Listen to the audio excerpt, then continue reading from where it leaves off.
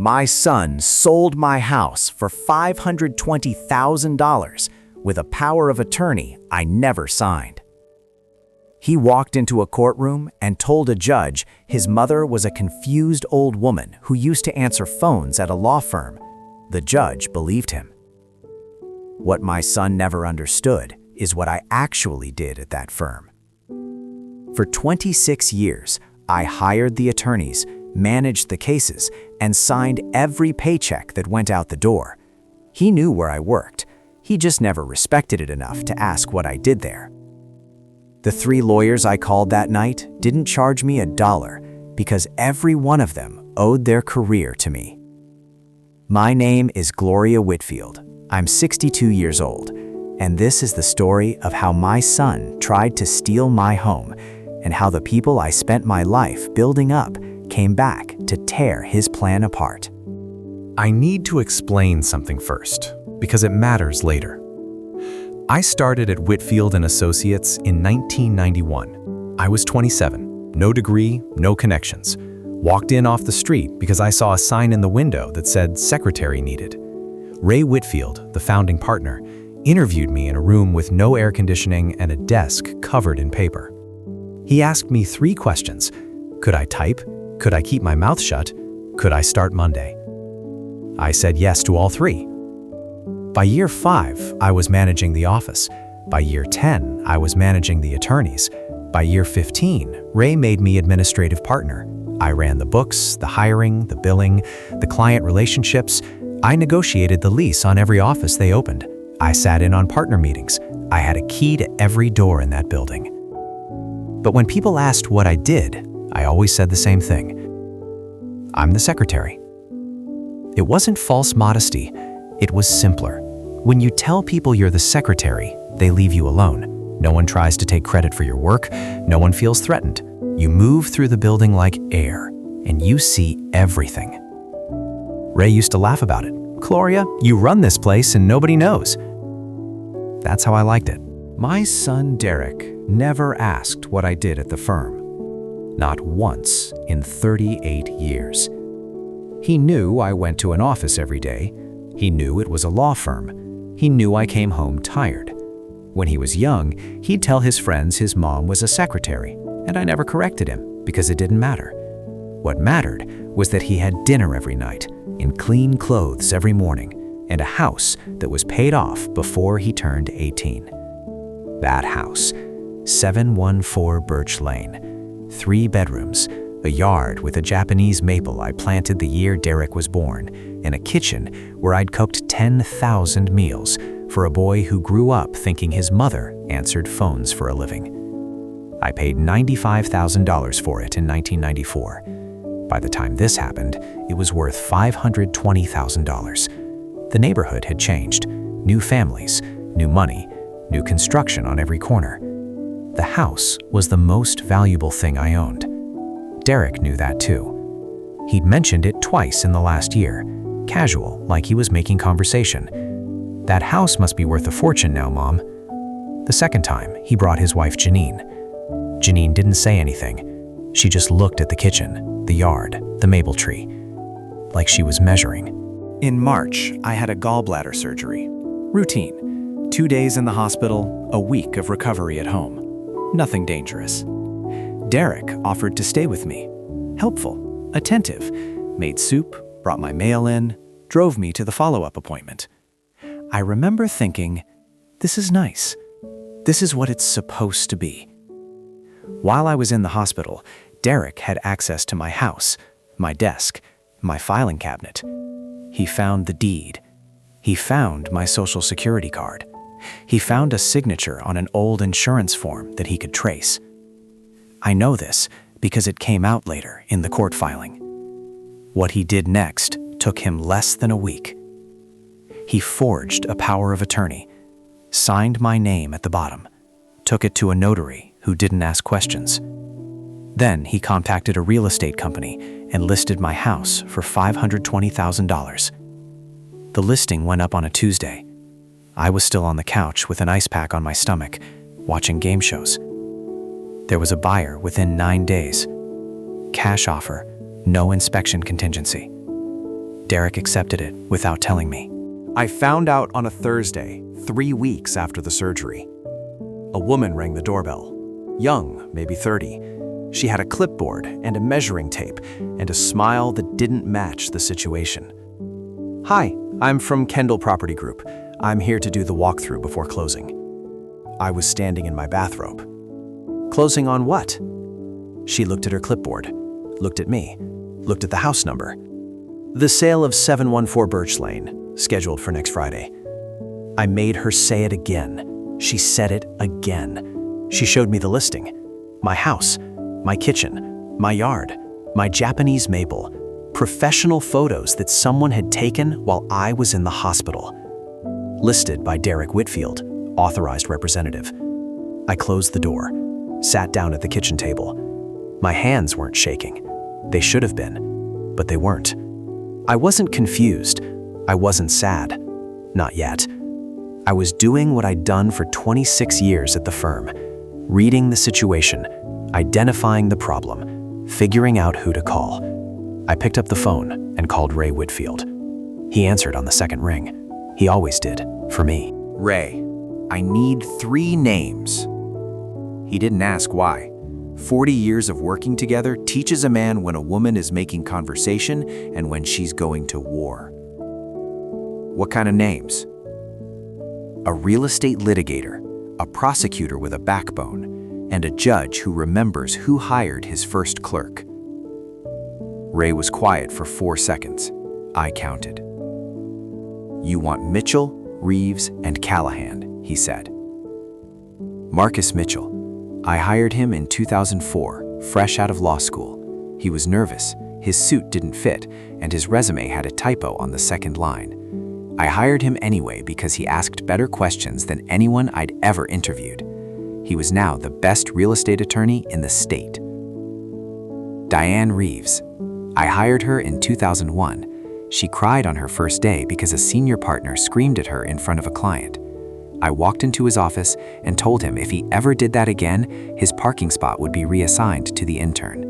Diane was now an assistant district attorney. Thomas Callahan. I hired him in 1998. He couldn't afford his bar exam fees. I paid them out of the office petty cash and told Ray it was for a new printer. Thomas was now a sitting judge. "Tell them Glory is calling," I said. Ray paused. "What did Derek do?" "Something he's going to undo." All 3 called me back within 2 hours. Marcus Mitchell arrived at my kitchen table at 7 p.m. with a legal pad and a bottle of wine. He looked at the forged power of attorney for about 30 seconds before he set it down and said one word: "Felony." He explained it the way lawyers explain things when they're angry on your behalf. The power of attorney was fraudulent. The notarization was fraudulent. The listing was unauthorized. The sale, if it closed, would be void. But voiding a sale takes time, and the closing was in 8 days. "We need a temporary restraining order," Marcus said, "filed tomorrow. We freeze the sale, freeze the proceeds, freeze Derek." Can you get it? Gloria, I could get it in my sleep, but we're going to do better than that. He pulled out his phone and called Diane Reeves. Diane picked up on the first ring. Diane's voice was the same as it was 20 years ago. Clear, fast, no wasted words.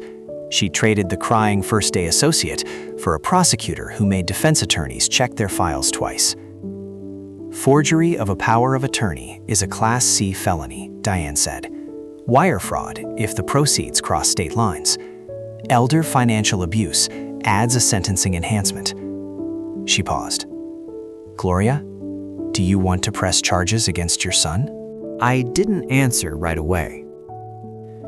There's a question under that question.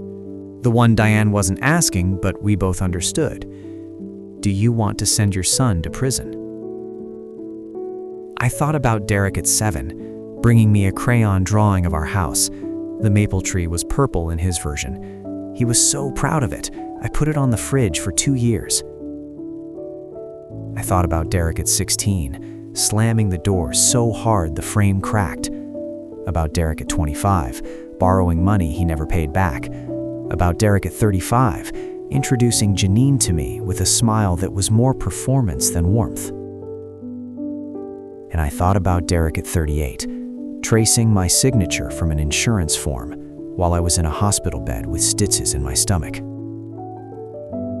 I want him to know what he did, I said, and I want it to hurt the way it's supposed to hurt. Criminal charges? Diane asked. Not yet. I want him to see what he's standing in first. Then we decide. Marcus looked at Diane on speakerphone. Diane was quiet for a second. Then we start with the restraining order and the fraud filing, she said. That alone will block the sale and put Derek's name in the system. If he fights it, we escalate. And Callahan? Marcus asked. Thomas already knows, Diane said. He's expecting the filing tomorrow morning. The restraining order was filed at 9:15 a.m. Friday morning. Thomas Callahan didn't just grant it, he flagged the case for expedited review, assigned it to his own docket, and ordered Derek to appear in court the following Wednesday. I didn't call Derek. I didn't warn him. Marcus advised against it, and I agreed. But the truth is, I didn't want to hear his voice. Not yet. Not until I was sitting in a room where the rules applied to everyone equally, and my son couldn't smile his way out of what he'd done. The real estate company called Derek Monday morning. I know because he called me 45 minutes later. His voice was tight, not scared yet, annoyed. Mom, there is some kind of legal hold on the house. Did you talk to a lawyer? I talk to lawyers every day, Derek. I worked at a law firm for 26 years. I know, but did you file something? I didn't file anything. Marcus Mitchell filed it. Silence. Marcus Mitchell from Whitfield? Yes. Why would he do that? Because I asked him to. Longer silence. I could hear Janine in the background, whispering something I couldn't make out. Mom, I think there's been a misunderstanding. There's no misunderstanding, Derek. There's a forged power of attorney with my name on it, and there's a court date on Wednesday. He hung up. Wednesday, courtroom 4B, 10 a.m. I wore the same blazer I wore to partner meetings for 26 years. Navy blue, brass buttons. My armor. Marcus sat to my left. Diane sat in the gallery, not as prosecutor, just as a presence, a reminder of what was waiting if this went further. Derek walked in with a lawyer I didn't recognize. Young, cheap suit, the kind of attorney you hire the night before when you realize you're in real trouble.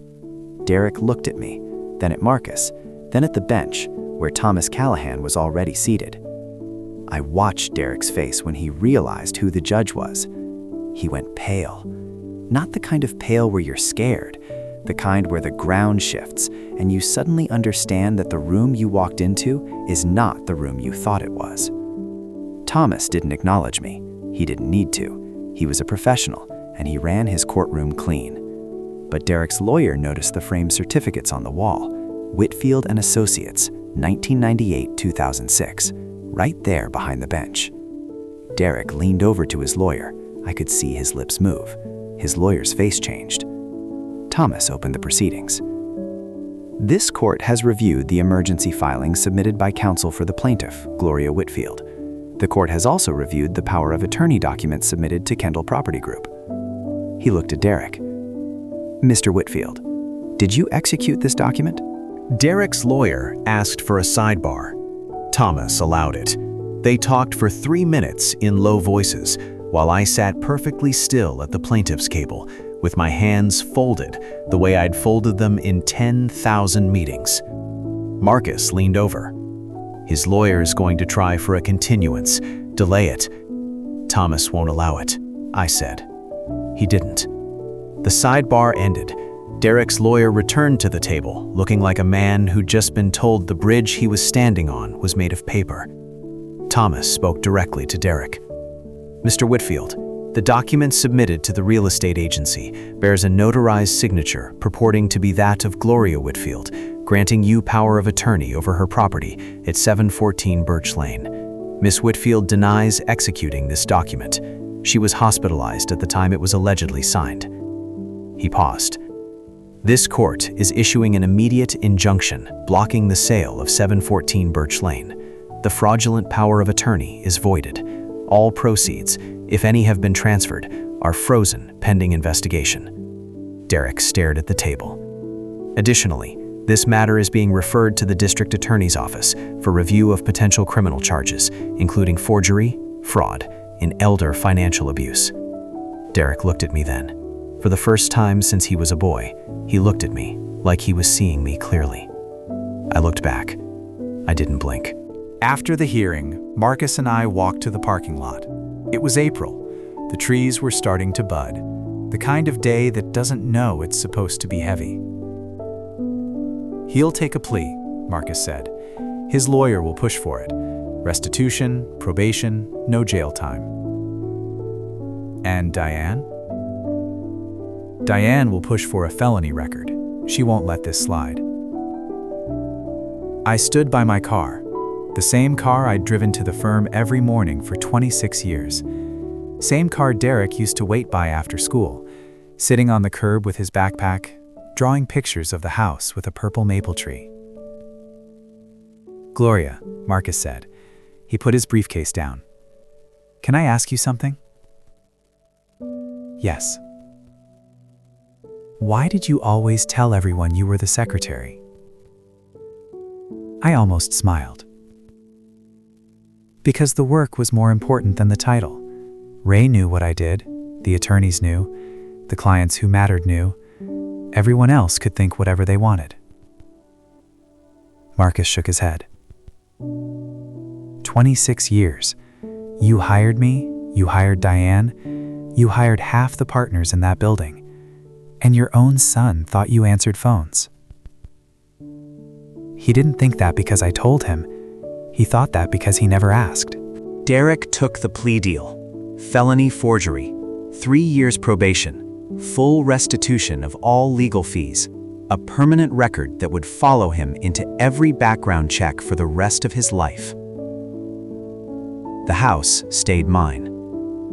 I changed the locks the day after the hearing, had a security system installed, planted a second Japanese maple in the front yard next to the first one. No reason, I just felt like it. Janine filed for divorce 2 months later. I heard it through the neighborhood, not from Derek. He didn't call. Not after the hearing, not after the plea, not after Janine left. The silence was familiar. It was the same silence he used when he was a teenager and wanted me to feel guilty for existing. It didn't work then, it didn't work now. Ray came by the house in June with a bottle of wine and a folder. "What's this?" I said. "Your retirement package. We finally put it together. Should have done it 5 years ago." I opened it. It was generous. More than generous. There was a letter attached, signed by every current partner at the firm. To Gloria Whitfield, who built this place and never once needed us to know it. I read it twice. Then I put it in the kitchen drawer with the menus and the rubber bands and the crayon drawing of a house with a purple tree. People ask me if I'm angry at Derek. The honest answer is that anger was never the right word. Anger is fast. What I felt was slower and heavier. It was the understanding that my son looked at me for 38 years and saw a woman who answered phones, that he watched me leave for work every morning and come home every evening, and never once wondered what happened in between. He didn't steal my house because he was greedy. He stole it because he thought I was small, because in his mind, a woman who calls herself a secretary is a woman you can push aside when you need something. He was wrong about that, but the fact that he believed it is the thing I carry. Marcus calls me once a month. Diane sends Christmas cards. Thomas and I have lunch twice a year at the Italian place on Main Street, the one with the checkered tablecloths and the bread they bring before you order. These are the people who came when I called, not because I paid them, because 26 years of showing up and doing the work build something my son could never forge. The house is quiet now. I sit on the porch in the evenings and watch the maple trees. Both of them. The old one Derek drew in crayon, and the new one I planted the week I took my life back. They don't match. One's taller, darker, leaning from 30 years of wind. The other is straight and young, and still figuring out which direction to grow. I think that's fine. They don't need to match. They just need to stand next to each other. I still say I was the secretary when people ask. Not because I'm hiding, but because the work was always the point, not the title. Ray knew. The partners knew. The people who mattered knew. And now Derek knows too. He wrote me a letter last month. First contact in 8 months. 2 pages, handwritten. He didn't ask for money. He didn't ask for forgiveness. He asked one question. What did you actually do at that firm? I haven't written back yet. I'm not sure I will. But if I do, I think I'll keep it short. I'll tell him what Ray Whitfield told me on my first day, in that office with no air conditioning and the desk covered in paper. The people who build things don't need to talk about it. The building speaks for itself. 714 Birch Lane, 2 Japanese maples, a kitchen drawer with a retirement letter, in a crayon drawing of a house with a purple tree, 3 lawyers who answer on the first ring, and a porch where a woman sits in the evenings, not because she has nowhere else to go, but because she earned the right to be still. That's what a secretary builds. If you know someone who needs to hear this, share it. And if someone in your life has been calling themselves the secretary while doing the work that holds everything together, thank them before someone else decides they don't matter.